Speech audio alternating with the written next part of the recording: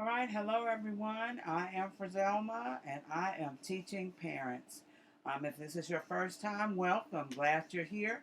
If you've been here more than once, glad to have you back. So we'll go ahead and get started. We're going to talk today about respect and honor.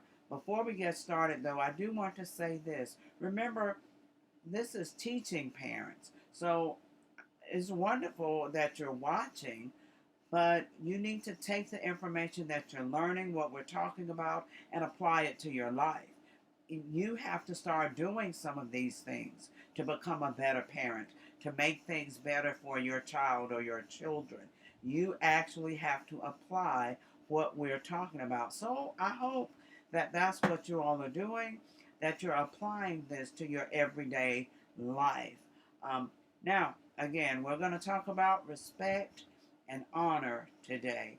We're just going to talk about it a little because that can be a subject that can be drawn out for a long time.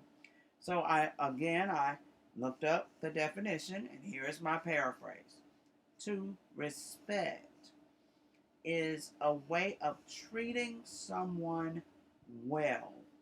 It is a way of treating someone in a kind manner. That is respect. That is how you honor someone. The Bible says to honor your father and your mother. So we've got to talk about respect because if you just kind of look around, you see less and less of it. And parents, we're the ones responsible for that. We have to bring it back into our homes. Unfortunately, a lot of parents don't teach respect. And sad to say, a lot of parents don't demand respect at home from their own children. Um, so let me tell you a quick story. When I was an administrator, I had a young man that had gotten in a little trouble. Nothing serious, but still, I called him in my office to talk with him, and his mom had asked me to call her whenever something was going on and he had to come in the office. So, of course, that's what I did. And she came over shortly, happened to be at a time where she was not working that day and she could come right over. So, within 10 or 15 minutes, she was there. We came into my office and we were talking. Now, as long as I was speaking, he sat up straight in his chair. He didn't make any noise. He wasn't fidgeting. He paid attention. But the moment his mother started to speak, and she was talking to me, he started moving around in the chair and fidgeting and making all little noises. In other words, disrespecting her because he did not want to hear whatever she had to say. So I had to say something. And I said, "Excuse me, young man, don't you dare disrespect your mother. Never, especially in my presence. Sit up in that chair and you act the way with her, the way you acted when I was speaking." Then I had to look at her and say, "Ma'am, this is your son. Don't you sit there and allow him to disrespect you. You have to demand that respect from him."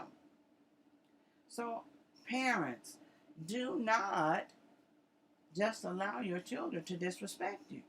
Don't just allow them to disrespect others. That's your job to teach them respect. And whenever they are disrespectful, you are to administer consequences. So, parents, we've got to regain control with respect.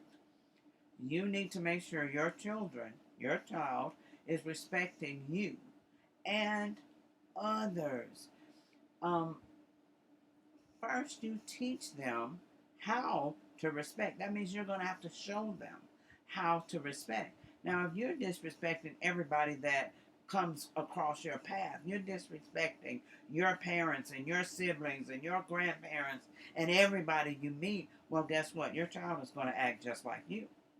They're not going to respect you or anyone else. But you have to teach them how to respect you and others. Show them and then watch them and then correct them and provide consequences when they don't do what you have taught them to do. Um,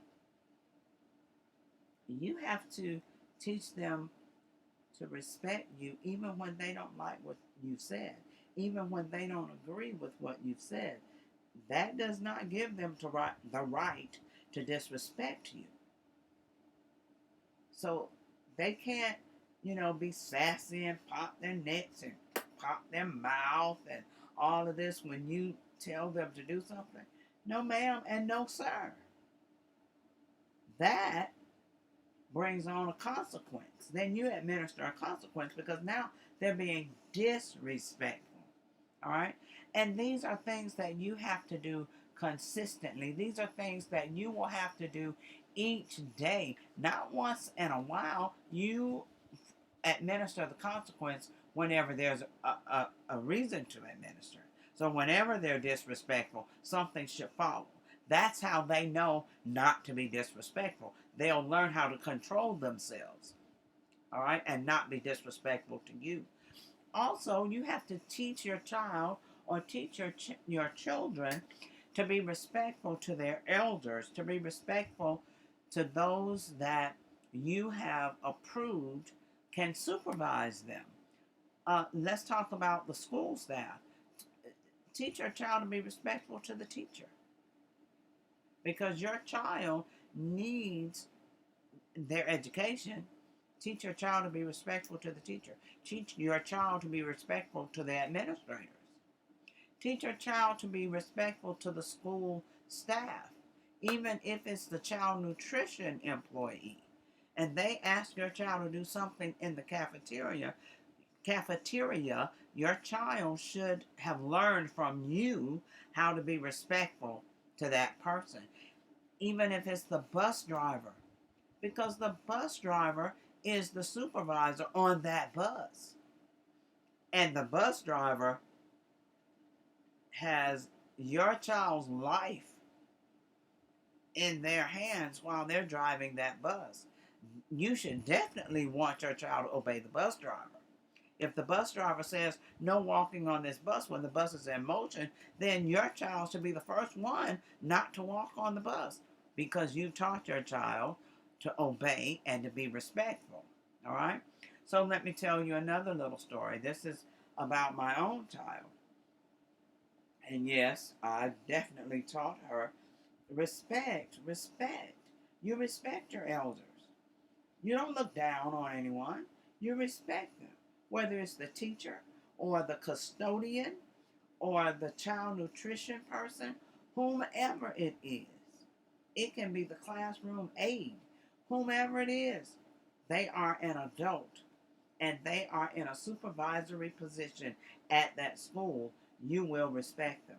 So she was in high school at this particular time, and this story has always kind of stood out in my mind.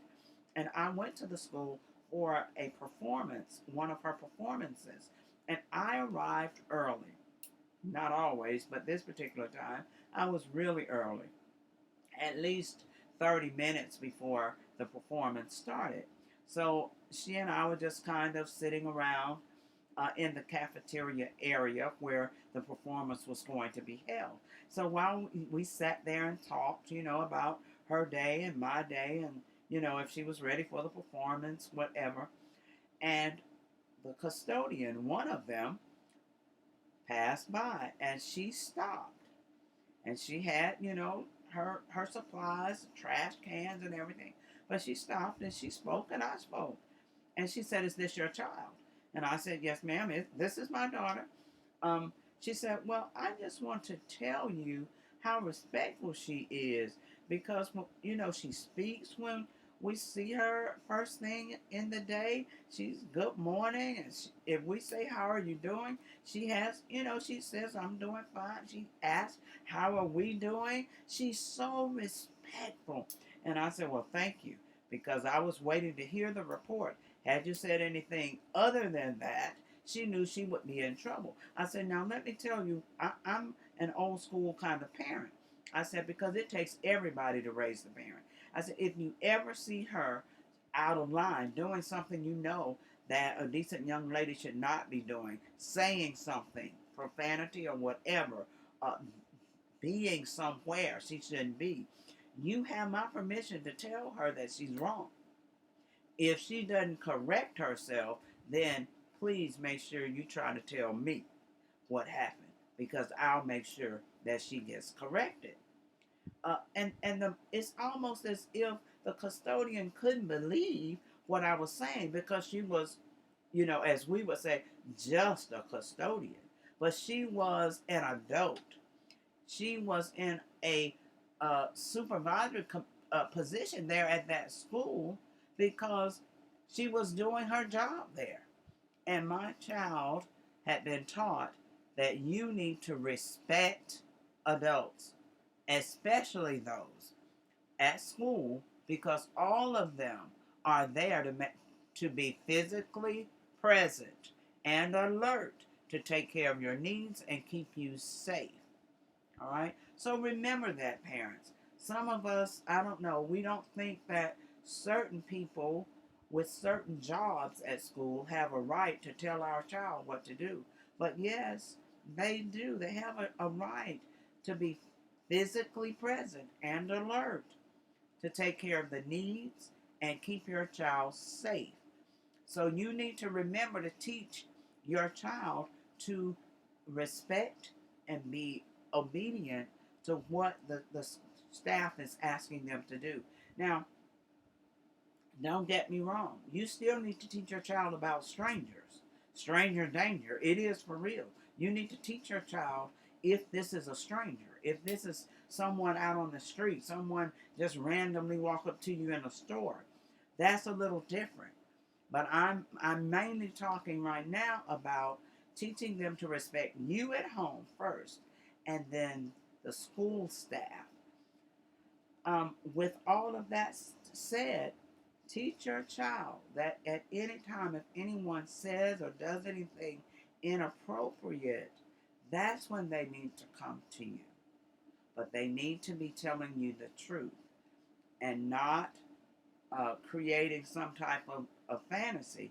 They need to be telling you the truth if anything happens that's inappropriate. We as parents, we have to do the right thing. We have to teach our children what's right. But we also have to teach our children to be observant. Notice what's going on. Pay attention. And if something is happening that's not right, you need to come and tell me, the parent, so that then I can go and handle that situation in a business-like manner. All right? Teach them to respect others.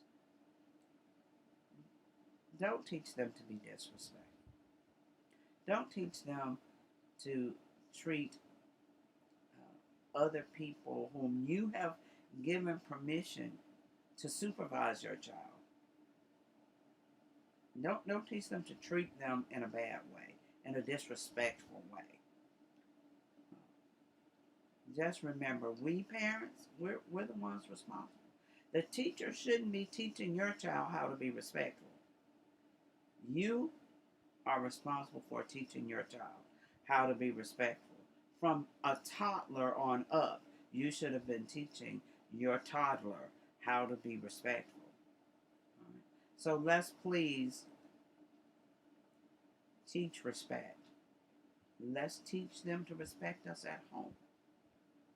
Let's teach them to respect those that are in a supervisory position, to take care of them.